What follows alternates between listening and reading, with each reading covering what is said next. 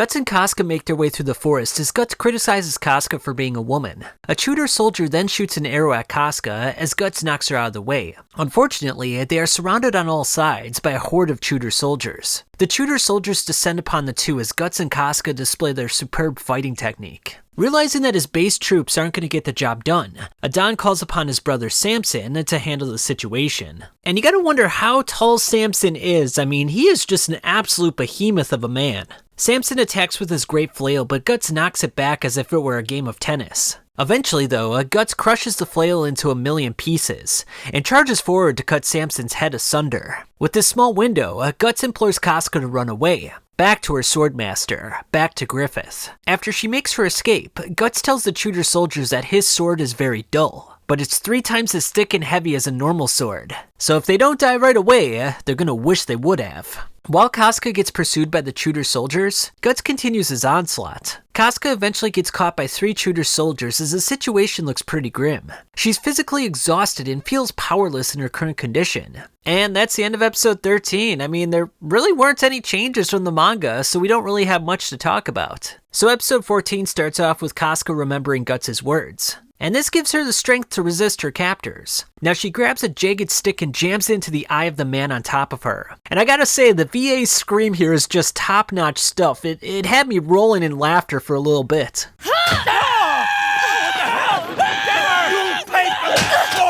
Now in the anime, Judo saves Casca by throwing one of his daggers in the Tudor soldier's face, whereas in the manga, the Band of the Hawk fills them with arrows. While Guts is in the midst of eliminating the 100 Tudor soldiers, he begins to wonder why he's risking his life so cheaply. And again, there's another nice Berserk outtake that I'm going to put in here for laughs. What am I doing here? What are any of us doing here? My God. Ow. That really hurts. Anyway, where was I? Oh yeah, The Meaning of Life by Guts. Casca then implores Judo and the other members to help out Guts since he's all by himself. When dawn breaks, they come upon a grisly sight. They find Guts leaning up against a tree with his sword, but luckily for them, he's still alive, albeit a little bit tired and hurt. The Hawk takes Guts and Casca back to camp, as we find out that Griffith is attending a war council at HQ. Later that night, Judo tells Casca that Griffith sent out a search party for the two, since they are vital members of the Band of the Hawk. Judo then gives Casca some fairy dust as she makes her way over to Guts, who's up sitting on a hill. While the two look upon the Band of the Hawk camp, Guts talks about how everyone has their own little dream, and each light within the camp represents that dream. A campfire of dreams, if you will. But the one thing that keeps everything together is the blazing inferno that is Griffith, and his massive dream for attaining his own kingdom.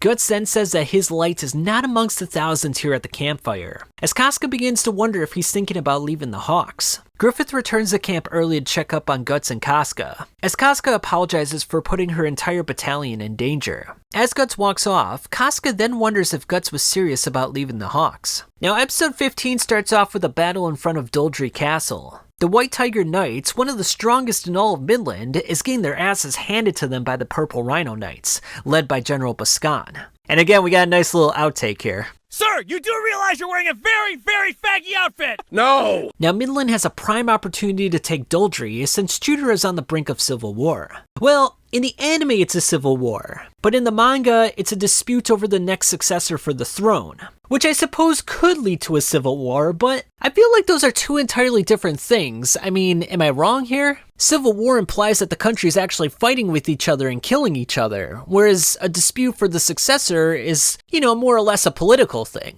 Now, even with this golden opportunity, they still face an uphill challenge defeating General Bascan and the Purple Rhino Knights. Griffith offers up his services to the king to take Doldry. What's more, he claims he only needs the Band of the Hawk to do so. The other generals believe that Griffith is out of his mind for considering such an absurd path, but Laban believes that total war is inevitable anyway. The king then commands the Hawks to head towards Doldry. Afterwards, Laban tells Owen that Griffith is a type of man that only appears once in 100 years. Something out of a fairy tale, a true hero. Casca then tells Guts that Governor Genin of Doldry is the general for the Tudors' northern battlefront, and he's the same man that took advantage of Griffith years ago. Meanwhile, Bascan revokes Adon of his command, and excoriates him for his embarrassing behavior on the battlefront. Genin then instructs Bascan to capture the leader of the Band of the Hawk, Griffith, alive. And he doesn't elaborate any further on this. The battle is ready to take place as Boscan wonders why Genin wants Griffith alive. As Guts looks up at the Band of the Hawk banner, he considers the possibility that this will be his last battle with them.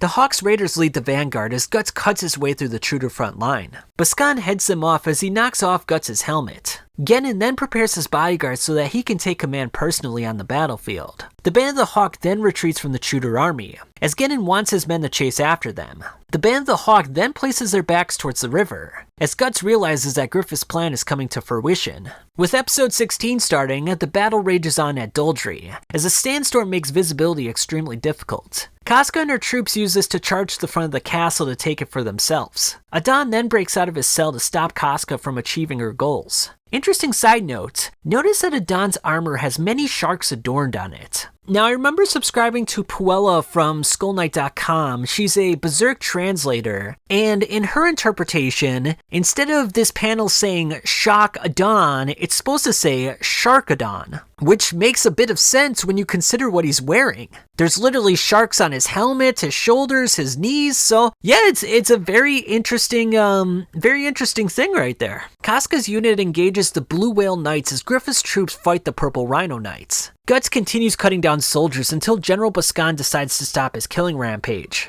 While fighting Casca, Adon remarks that her form is much better than last time. Now in the manga, he determines that she was on her period in the previous battle, but he doesn't connect the dots in the anime. Or possibly the producers of the anime just didn't want to use the word period, who knows. Although the battle with Boscan seems hopeless, Guts has been through tougher circumstances, i.e. his fight with Zod. Adon finds himself in a losing position, so he tricks Casca into thinking he's surrendering.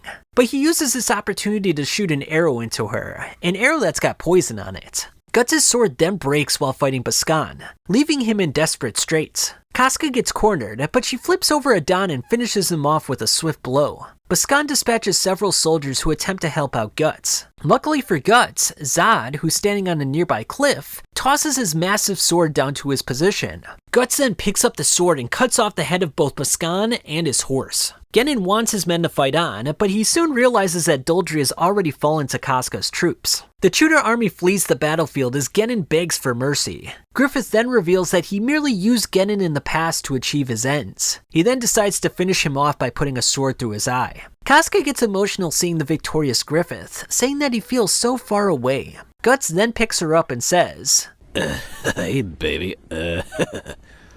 High noon on my sundial, Casca.